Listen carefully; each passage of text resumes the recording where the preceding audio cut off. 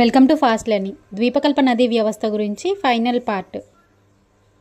పశ్చిమ దిశలో ప్రవహించి అరేబియా సముద్రంలో కలిసే నదుల గురించి చూద్దాం.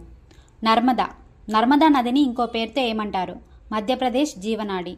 నర్మదా నది ఎక్కడ జన్మిస్తుంది? మధ్యప్రదేశ్లోని అమర్కంటక్ పీఠభూమి. నర్మదా నది మొత్తం పొడవెంత? 1312 కిలోమీటర్లు. నర్మదా నది ఏ రాష్ట్రాల గుండా ప్రవహిస్తుంది? మధ్యప్రదేశ్, మహారాష్ట్ర, గుజరాత్. నర్మదా నది ఎక్కడ అరేబియాలో కలుస్తుంది? బ్రోచ్, గల్ఫ్ ఆఫ్ కాంబట్ సమీపంలో. సోన్ నదికి వ్యతిరేక దిశలో ప్రవహించే నది ఏది? నర్మదా. పశ్చిమ దిశలో ప్రవహించే అరేబియా సముద్రంలో కలిసే నదులలో అతిపెద్దది నర్మదా నది. నర్మదా నది ఎక్కడ జలపాతాలను ఏర్పరుస్తుంది? మధ్యప్రదేశ్లో కపిలధార, దువధార జలపాతాలు. నర్మదా నది ప్రధాన ఉపనదులు ఏవి? తావా, హిరన్, బంజర్, షక్కర్, దూధి, ఒరిసాన్. నెక్స్ట్ తపతి నది ఎక్కడ జన్మిస్తుంది? మధ్యప్రదేశ్లోని సాత్పురా కొండల్లో ముల్తాయి వద్ద.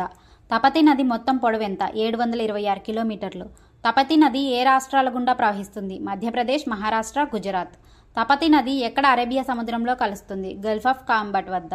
తపతి నదికి ఇంకో పేర్లు ఏంటి? నర్మదా చెలికత్త, నర్మదా కవల, twin of Narmada.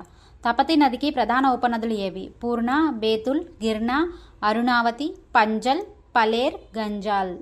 Next Sabarmati నది ఎక్కడ జన్మిస్తుంది? రాజస్థాన్లోని ఉదయ్పూర్ జిల్లా అరావలి పర్వతాల్లో. సబర్మతి నది ఎక్కడ అరేబియాలో కలుస్తుంది? Gulf of కాంబట్. సబర్మతి నదికి పురాతన పేరేమిటి? గిరికర్ణిక. నెక్స్ట్ మహీ నది ఎక్కడ జన్మిస్తుంది? మధ్యప్రదేశ్లోని గ్వాలియర్ వద్ద.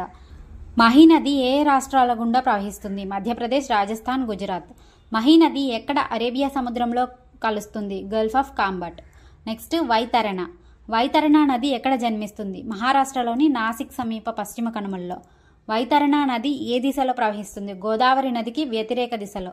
వైతరణ నది చివరిగా ఎక్కడ కలుస్తుంది? అరేబియా సముద్రంలో. నెక్స్ట్ పశ్చిమ దిశలో ప్రవహించే కొన్ని ఇతర నదుల గురించి తెలుసుకుందాం.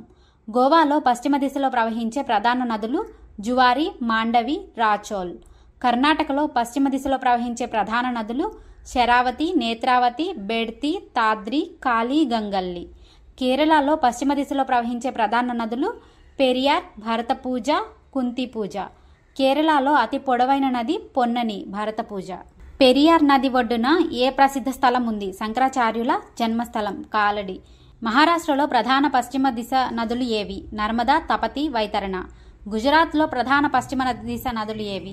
నర్మదా, తపతి, సబర్మతి, మహి, దాదర్, శత్రనిజి. ఇప్పుడు మనం అంతర్భూభాగ నదీ వ్యవస్థ గురించి తెలుసుకుందాం. సాధారణంగా నదులు ఎక్కడ కలుస్తాయి? సముద్రాలలో.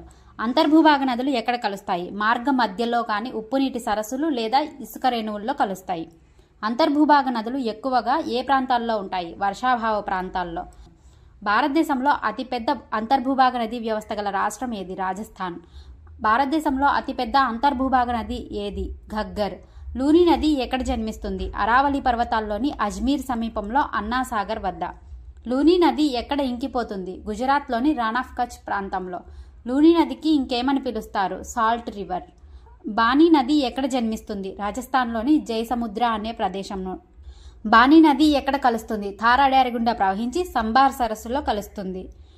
ఘగ్గర్ నది ఎక్కడ జన్మిస్తుంది? శివాలిక్ కొండల్లో. ఘగ్గర్ నది ఏ రాష్ట్రాల సరిహద్దు గుండా ప్రవహిస్తుంది? పంజాబ్, హర్యానా. ఘగ్గర్ నది ఎక్కడ ఇంకిపోతుంది? హర్యానా దక్షిణ ప్రాంతంలో. ప్రపంచంలో అతిపెద్ద అంతర్భూభాగ నదీ వ్యవస్థ ఏది? ఓల్గా నది ఎక్కడ జన్మిస్తుంది? రష్యాలోని వాల్దాయ్ కొండల్లో. ఓల్గా నది ఎక్కడ కలుస్తుంది? కాస్పియన్ సముద్రంలో.